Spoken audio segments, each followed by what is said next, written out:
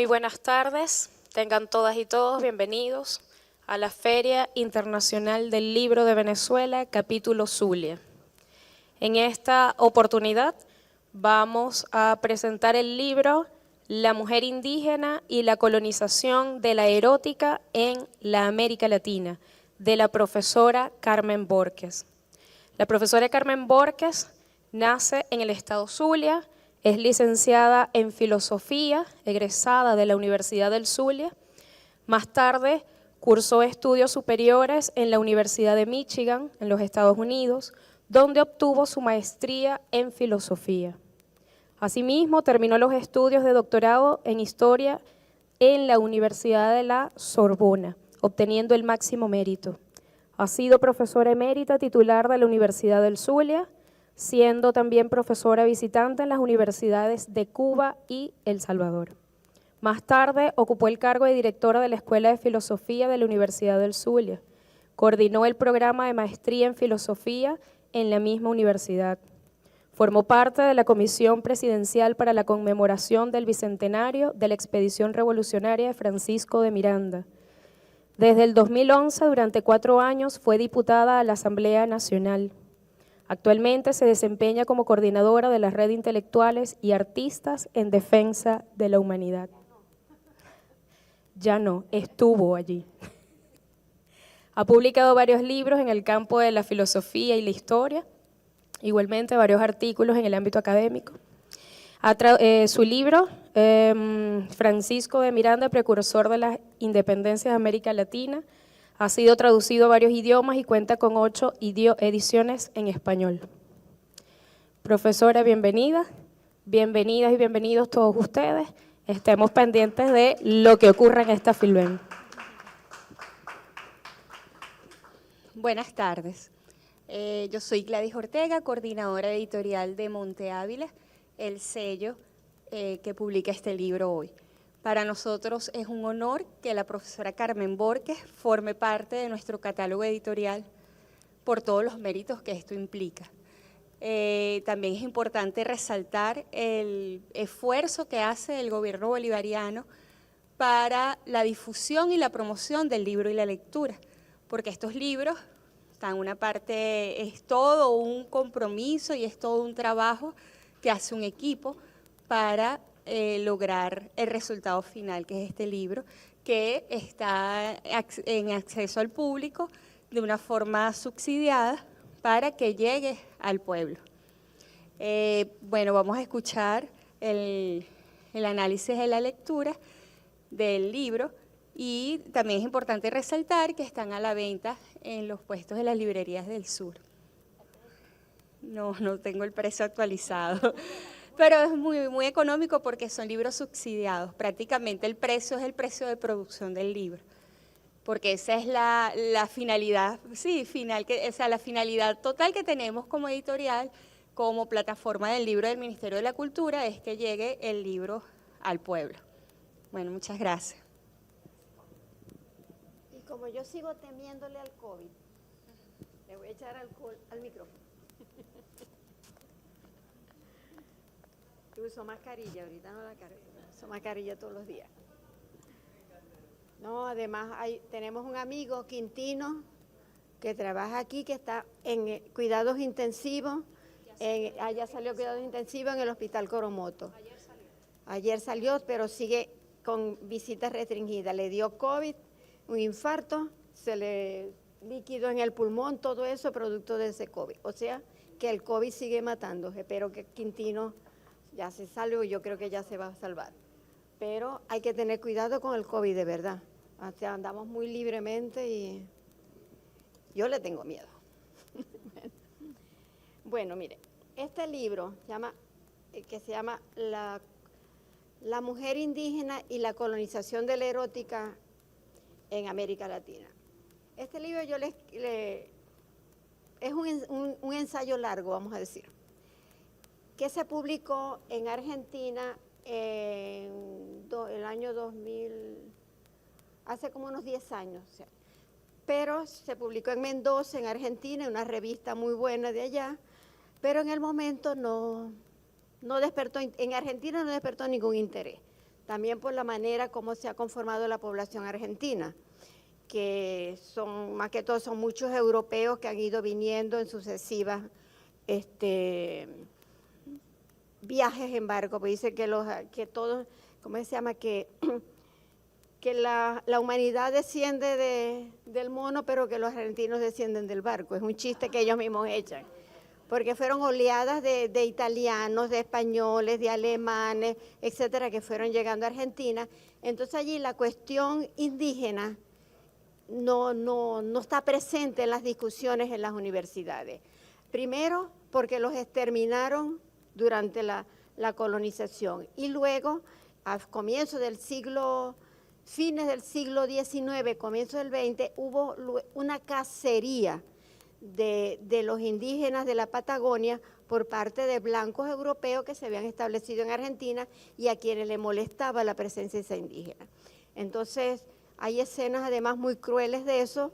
Se ve unos indígenas muertos en el piso y un cazador blanco con su escopeta, con el pie puesto sobre el cuerpo de los indígenas, como si fuera un tigre o algún otro animal que hubiese matado.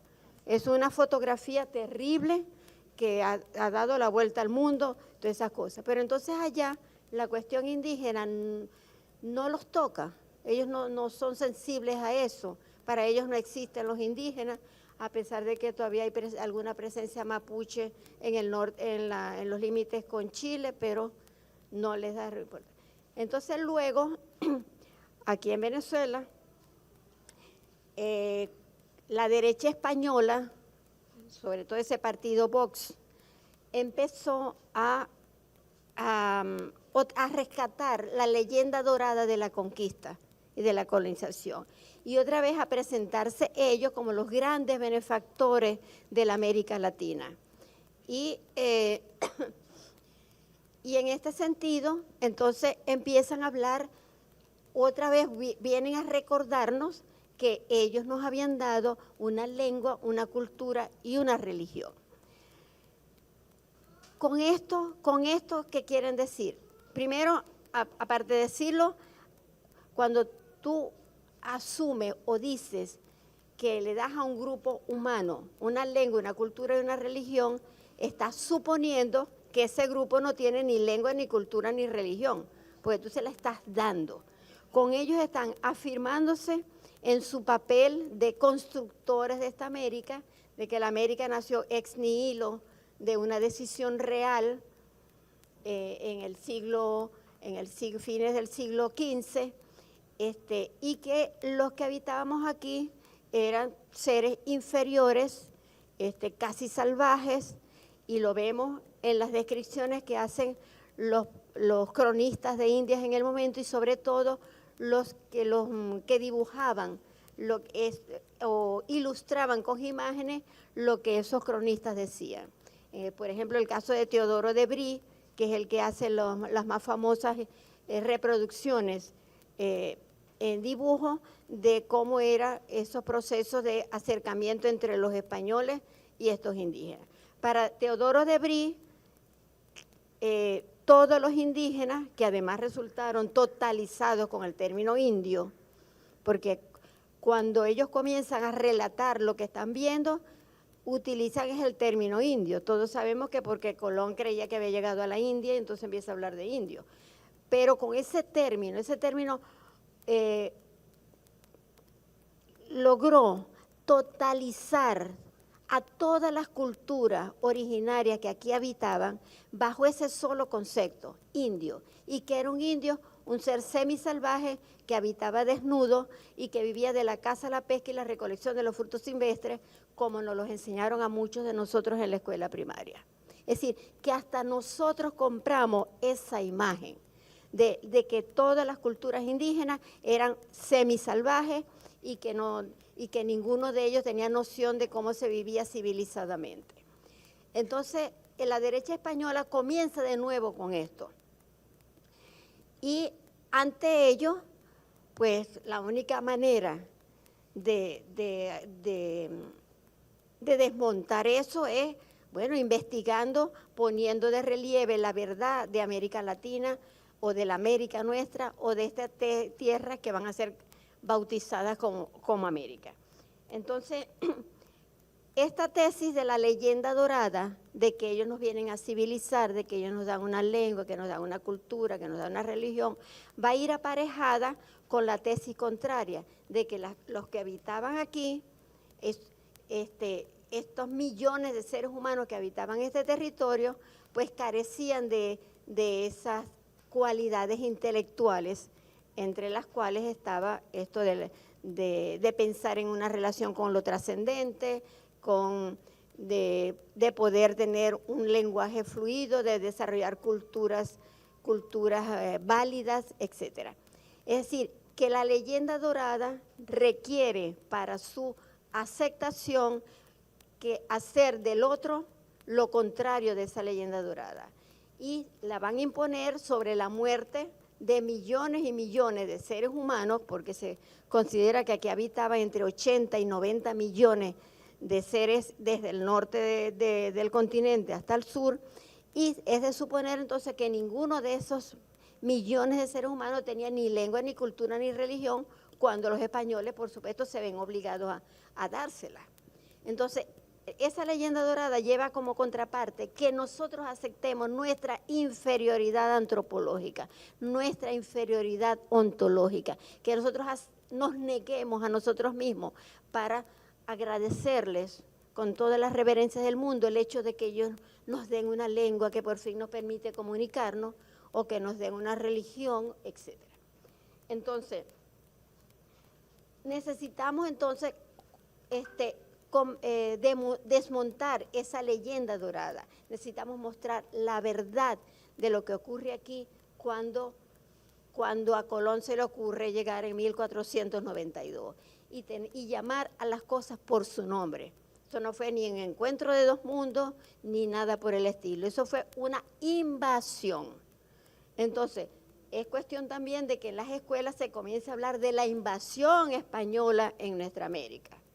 No es de descubrimiento, una persona no puede descubrir a otra, las dos personas existen per se. Entonces no somos objetos para que nos descubran. En todo caso, serían los indígenas los que descubrieron a Colón, porque Colón andaba más perdido que, bueno, pues él ni siquiera sabía dónde estaba. Creía que estaba en la India, que estaba en Japón. Entonces los indios son los que descubren a él. Bueno, entonces, con esto, ahora, en esta historia de la dominación que comienza con esa llegada de Colón en 1492,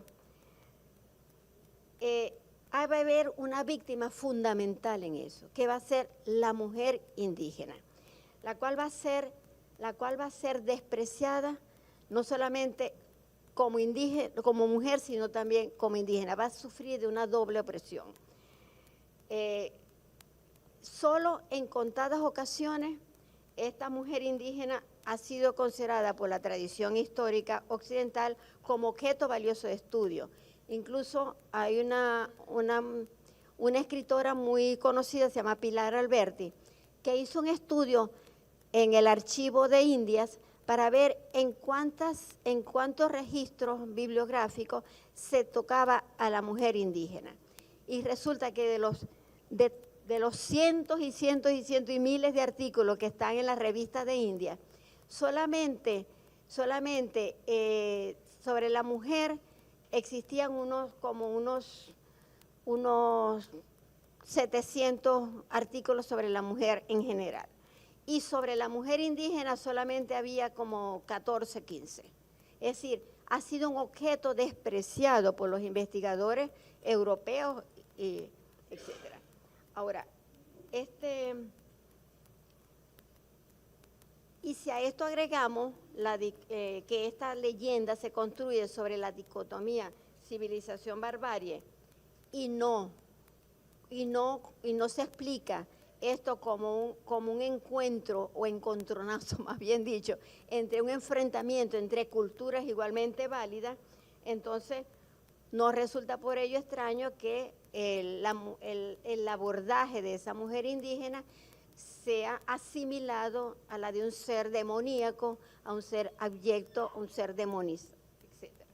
Ahora, en esta historia de América Latina, construida por Occidente, dos tesis van a ser ampliamente difundidas y están relacionadas entre sí. Y estas tienen que ver precisamente con la mujer indígena. La primera, un tanto metafísica, se refiere al fundamento mismo del ser latinoamericano del mestizaje. Incluso la derecha española, esa leyenda dorada, trata de presentar el mestizaje como un gran aporte que Europa hace a la humanidad. Porque el mestizaje se da aquí en América gracias a que llegan los españoles, gracias a que ellos empiezan a tener hijos con las mujeres indígenas, gracias a que después cuando traen a la mujer negra de África como esclava, también se produce mestizaje, y hoy somos en América Latina pues el continente mestizo con el mestizaje más grande o más del mundo entero. Entonces, y nos presentan como que eso fue otro aporte cultural más, el mestizaje. Ahora bien, pero y esta tesis del mestizaje se va a expresar en la sugerida proposición de que este mestizaje y con él la construcción de la nueva cultura se va a dar gracias a una actitud espontáneamente mostrada por la mujer indígena con el abrazo amoroso al conquistador. Es decir, en esa leyenda dorada es la mujer indígena la que se echa en brazos del conquistador, y el conquistador no le queda más remedio pues de cumplir con su función de hombre. Pero esto oculta todavía una cosa más grave, porque no solamente que están ocultando que no fue un encuentro de dos mundos, que no fue un descubrimiento, que están ocultando lo que fue realmente, fue una violación desmedida contra todas las mujeres indígenas. ¿Por qué se produce eso y por qué se oculta eso? Si nos vamos a ese siglo XVI en que llega Colón, situémonos en la mente de cada uno de esos hombres que forman parte de ese ejército, entre comillas, porque no salen como ejército, pero se convierten finalmente en un ejército en cuanto que utilizan armas para acabar con el otro al que ellos ven como un enemigo. En ese momento, en la mentalidad de estos hombres, mejor dicho, en la sociedad española del momento, como en la sociedad europea del momento, solo el hombre podía expresar libremente sus pasiones eróticas, podía expresarse libremente en sus deseos sexuales. La mujer tenía prohibido hacerlo. Y en la relación normal que se daba entre ellos, de la mujer se esperaba siempre la castidad y el pudor. Pero desde esta mujer era explicada metafísicamente desde la mitología semita, desde el origen del mundo, sobre el mito de que Dios crea a Adán como un hombre perfecto porque es su copia, ¿verdad? Pero a la mujer es un producto derivado que sale de una costilla de Adán, y la mujer va a ser la fuente del mal, porque el diablo va a tentar a este hombre puro que era Adán a través de Eva, su mujer. Entonces, ya desde esos orígenes míticos, la mujer aparece como la fuente del mal. Es decir, el mal entra a la humanidad por el sexo y por un sexo incitado por la mujer que es Eva. ¿Cuánto tiempo tengo? Pensé que me estabas haciendo señas. Bueno, entonces en esa España de ese momento, el hombre tenía derecho a manifestar sus deseos sexuales, pero la mujer tenía que mantenerse pura y casta. Por otra parte, se reconocía, y la iglesia lo reconocía en el momento, que el hombre tenía pasiones y que el hombre no podía reprimir esas pasiones. Y por eso el hombre tenía derecho a visitar los prostíbulos. En ese momento la iglesia no condenaba que los hombres fueran a prostíbulos. La iglesia lo permitía, eso no era pecado en ese momento. Pero en el prostíbulo además era el otro espacio permitido a la desnudez. Allí no solamente el hombre iba a satisfacer sus deseos sexuales, sino que las mujeres que allí estaban, ellas podían andar desnudas, pero esas mujeres eran muy distintas de la mujer que ese hombre tenía en su casa. En su casa sí había mujeres puras y castas. La prostituta era una prostituta, así de simple, más nada. Entonces, a partir de esa imagen, o teniendo presente esa imagen, estos hombres que vienen con Colón llegan con sus deseos sexuales reprimidos durante más de 3 meses de viaje, y cuando llegan, ¿qué pasa? Llegan a una isla del Caribe. ¿Cómo es la temperatura del Caribe? Caliente como la de aquí de Maracaibo, ¿verdad? Hay calor, la ropa molesta porque hay calor, entonces los indígenas no tenían por qué andar muy protegidos y entonces andaban con ropas muy ligeras. Y si ven el diario de Colón, cuando Colón en el primer viaje habla de los seres que acaba de encontrar, él piensa que está en el paraíso terrenal. ¿Por qué lo piensa? Porque el paraíso terrenal es el otro espacio que la religión que ellos profesaban permitía la desnudez. Es decir, en el paraíso no había mal, no habría mal, toda la idea del mal habría desaparecido. Ya son seres que ya vivieron su vida terrenal y llegan al encuentro con Dios. Entonces, si llegan al encuentro con Dios, todo es puro, no hay pecado, no hay maldad, no hay nada, y todos pueden andar desnudos sin que pase nada. Y entonces Colón cree que llegó al paraíso terrenal y lo escribe en su primer viaje. Pero ¿qué pasa luego? Estos hombres, inmediatamente que ven estas mujeres desnudas, caen sobre ellas como si fueran aves de presa. Y allí comienza el mestizaje obligado. Ahora bien, este mestizaje se va a ir extendiendo y después se van a agregar después cuando traen las mujeres africanas que como esclavas, también va a haber mestizaje con estas mujeres.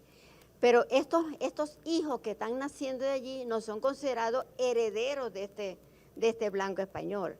Por supuesto que no. Y van a ir conformando, bueno, grados de blancura, vamos a decir, que es sobre los cuales se va a sentar la sociedad colonial. Ahora bien,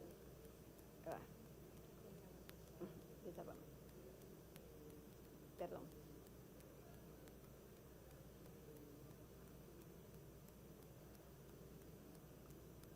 Ahora bien, esta visión de la mujer indígena como una mujer ardiente que se lanza en los brazos del conquistador, necesita una contraparte, porque si esta mujer es tan ardiente, porque ella tiene que preferir al conquistador y no a su pareja normal. Entonces viene la contraparte de esta tesis. ¿Qué tesis se crea sobre el hombre indígena? Que era flojo, que no le gustaba trabajar y que era desinteresado en el sexo, que el cura tenía que tocar la campana a una determinada hora para recordarle sus deberes conyugales. No estoy inventando, lo dicen los cronistas, pueden chequearlo en las crónicas de ese momento. Entonces, ante un hombre que es desinteresado en el sexo, que además muy inclinado a la sodomía, es decir, a la homosexualidad, esta mujer llena de pasiones, pues no encuentra más satisfacción para ella que ese hombre conquistador, caramba, blanco, elegante, etcétera, etcétera. Entonces, fíjense cómo se van creando estas dos cosas.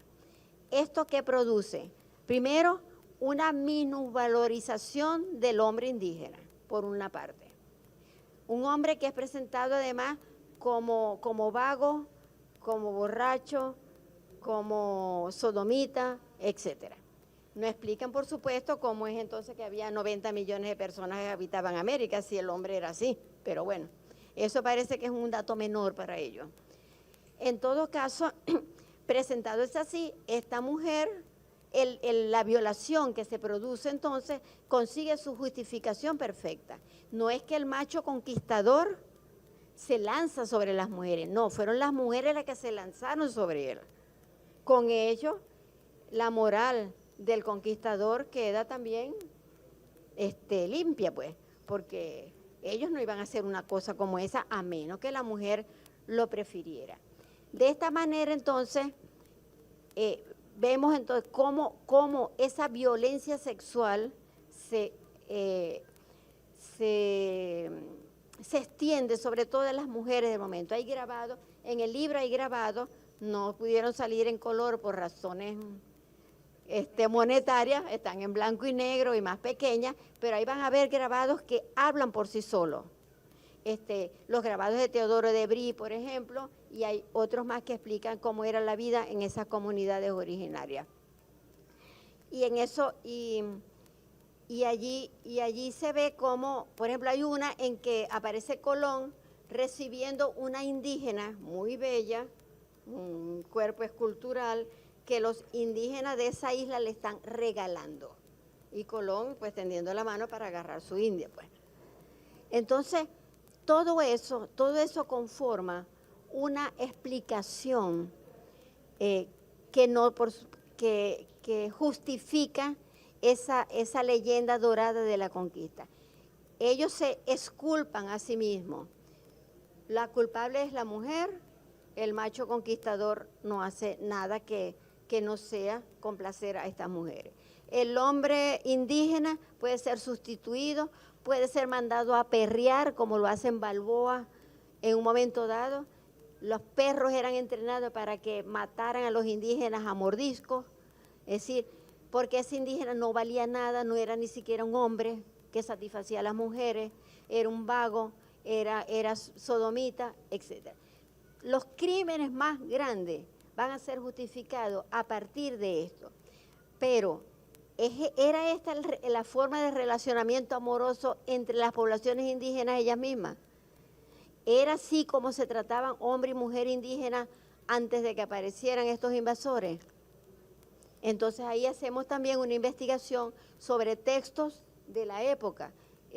Por ejemplo, los poemas amorosos de los indios mayas, los aportes que hace León de Portilla en México. Y ahí vemos cómo estas comunidades sentían amor como lo sentimos todos, cómo había atracción entre hombre y mujer. Y se consiguen sociedades en lo que no había ni siquiera el concepto de pecado y ni siquiera había el concepto de que tener dos mujeres o tener dos hombres fuese algo condenado por la sociedad. Ahí hay relatos que hasta los propios cronistas los aceptan. Dice que había mujeres que tenían hasta dos hombres, o que unas viejitas se pusieron y sacaron, dice así, a un joven que guardaba el templo y que entre las dos viejas abusaron de él. Todo eso lo dicen estos cronistas. Entonces, aquí tratamos de desmontar todo eso y demostrar, primero, la falsedad de esa leyenda dorada de la conquista, en la que la única posibilidad que tenía la mujer indígena en ese tipo de visión de la relación hombre-mujer es la de la Malinche. Es decir, solo cuando una mujer indígena acepta al conquistador como hombre y acepta la cultura del conquistador y colabora con él en llevarle esa cultura ajena a los indígenas de su comunidad, solo cuando actúa como la Malinche, esa mujer sí va a ser aceptada por esa sociedad europea. Pero la mujer que se niega a ello, que se niega a ser violada, que prefiere el suicidio, hay casos, no, que Shakespeare se hubiera quedado lelo ante unas historias de amor de indígenas que prefieren la muerte antes que dejar que ese conquistador abuse de ellas. Entonces, todo eso tratamos de reflejarlo allí. Y en contrapartida, hay una sección que trata de rescatar cómo era la vida en una comunidad indígena normal antes de que aparecieran estos invasores. Y para ello también usamos el texto de los cronistas. Pero esto de usar los textos de los cronistas tiene dos peligros. Uno, que si nosotros no estamos conscientes de los valores que dominaban en la mente de esos cronistas, si no estamos conscientes de la moral que regía en España en ese momento, que era el que dictaba que los hombres sí podían satisfacer su deseo sexual y la mujer no, etcétera. Si no tenemos eso presente, no logramos descifrar lo que se oculta tras el relato del cronista.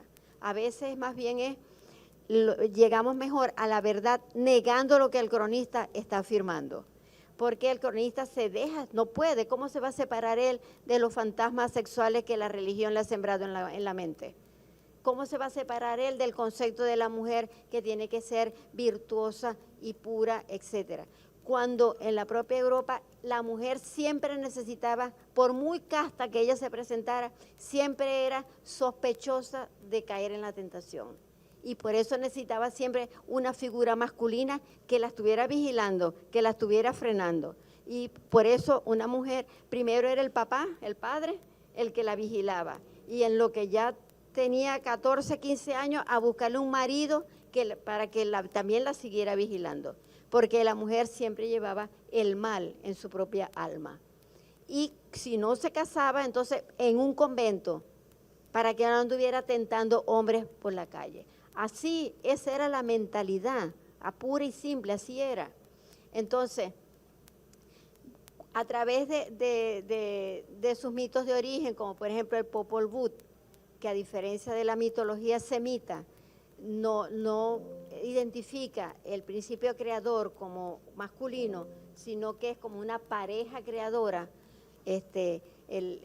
un principio dual de hombre-mujer, los que crean el mundo y crean la humanidad.